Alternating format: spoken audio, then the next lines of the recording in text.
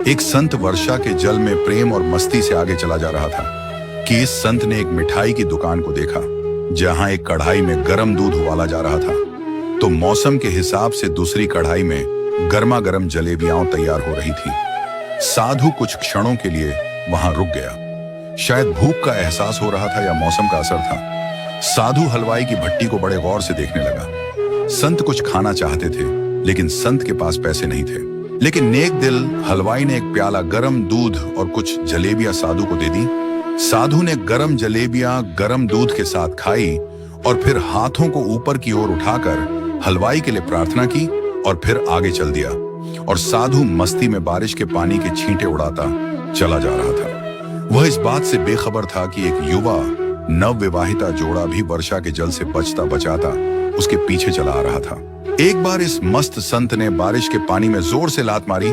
बारिश का पानी उड़ता हुआ पीछे आने वाली युवती के कपड़ों को भिगो गया और उस युवती के कीमती कपड़े कीचड़ से लथपथ हो गए। उसके युवा पति से यह बात बर्दाश्त नहीं हुई और एक जोरदार थप्पड़ संत के चेहरे पर जड़ दिया।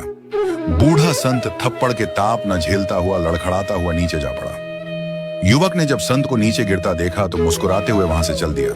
बूढ़े संत ने आकाश की ओर देखा और उसके होठों से निकला, वाह मेरे भगवान, कभी गरम दूध जलेबियां और कभी गरम थप्पड़। यह कहता हुआ फिर एक बार वो अपने रास्ते पर चल दिया।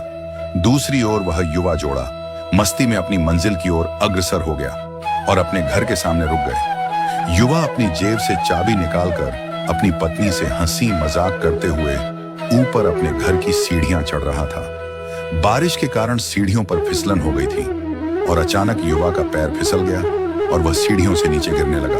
महिला ने बहुत जोर से शोर मचाकर लोगों का ध्यान अपने पति की ओर आकर्षित करने लगी, जिसकी वजह से काफी लोग तुरंत सहायता के लिए उसके पति की ओर लपके। लेकिन तब तक देर हो चुकी थी। युवक का सिर फट गया था और कुछ ही देर में ज्यादा खून बह जाने के कारण उसके प्राण पखेरु उड़ गए। कुछ लोगों ने दूर से आते संत बाबा को देखा तो आपस में कानाफुसली होने लगी कि निश्चित रूप से इस संत बाबा ने थप्पड़ खाकर श्राप दिया है, अन्यथा ऐसे नौजवान युवक का केवल सीढ़ियों से गिरकर प्राण निकलना अचंभे की बात लगती है। कुछ मन चले युवकों ने यह बात सुनकर संत को घेर लिया।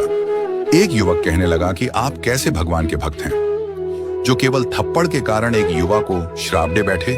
संत कहने लगे, भगवान की कसम, मैंने इस युवा को श्राप नहीं दिया। अगर आपने श्राप नहीं दिया तो ऐसा नौजवान युवा सीढ़ियों से गिरकर कैसे मर गया? तब संत ने कहा कि आप में से कोई इस पूरी घटना का गवाह मौजूद है? तभी एक युवक आगे बढ़कर बोला कि हाँ मैं हूं। साधु ने अगला सवाल किया, मेरे कदमों से जो कीचड़ उछला था उसने युवा के कपड़े को दागी किया था? युवा बोला कि नहीं, लेकिन महिला के कपड़े जरूर खराब हुए थे। संत ने आगे पूछा कि फिर युवक ने मुझे क्यों मारा?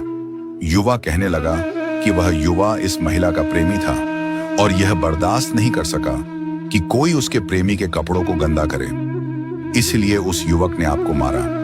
युवा की बात सुनकर संत बोले कि भगवान की कसम, मैंने किसी को श्राप नहीं दिया, लेकिन कोई है जो मुझसे प्रेम रखता है। अगर उसका यार सहन नहीं कर सका तो मेरे यार को कैसे बर्दाश्त होगा कि कोई मुझे मारे, और वह इतना शक्तिशाली है कि दुनिया का सबसे बड़ा राजा भी उसकी लाठी से डरता है।